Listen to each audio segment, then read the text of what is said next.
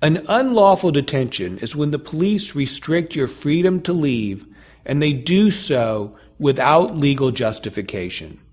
Unfortunately, this is something that happens all the time. In talking about unlawful detention, I think it's useful to look at the 3 different levels of police encroaching on your freedom and what justification the cops need for each one of them. First, there is a consensual encounter.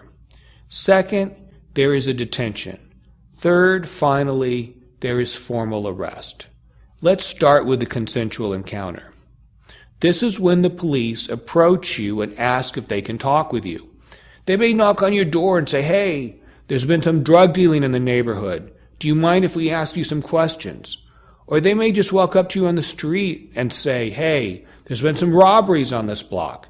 Can we ask you some questions about why you are here?" As long as the police do not restrain your movement, as long as a reasonable person would feel free to leave, then the police do not need any justification for a consensual encounter.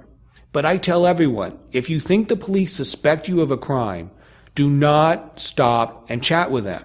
Just say very politely, "Officer, am I free to leave?"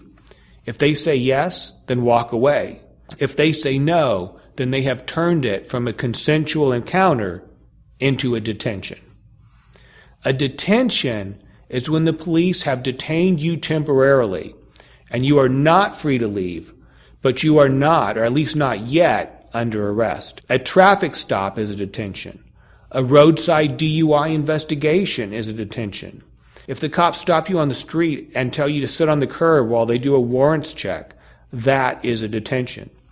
To justify a detention, the police must have what the law calls reasonable suspicion that you are involved in criminal activity. Let's say there's been a robbery in the neighborhood by a guy wearing a green jacket. You're walking by in the area wearing a green jacket. That may not be enough to arrest you for robbery, but it probably gives the police reasonable suspicion to detain, to do a detention for further investigation. Now, people ask me, in a detention, are the cops allowed to search me? The answer is, if they have reason to suspect that you may have a weapon, then they can do a pat-down search for a weapon. A pat-down is not a search for evidence. It's meant to protect the police officer's safety. The cops can pat down the outside of your clothes to feel whether you're carrying a weapon. They could also do a quick look in your purse or backpack or anywhere that you could be packing. The third and most serious level of police encroaching on your freedom is when they arrest you. An arrest means the police put the handcuffs on you, do a full booking search, and take you to jail. The police must have what the law calls probable cause as justification to arrest you.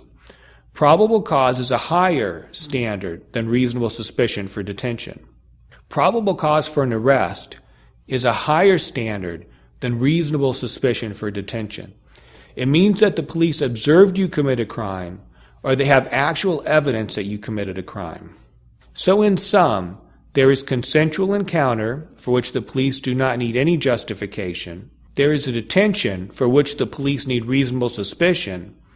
And then finally there's an arrest, for which the police need probable cause. These rules are meant to protect citizens against illegal searches and seizures. But in reality, the police detain and arrest people all the time without legal justification. That's where we come in. If the cops violated your rights, call us here at Shouse Law Group. Oftentimes, we can get the evidence thrown out of court and the charges dismissed.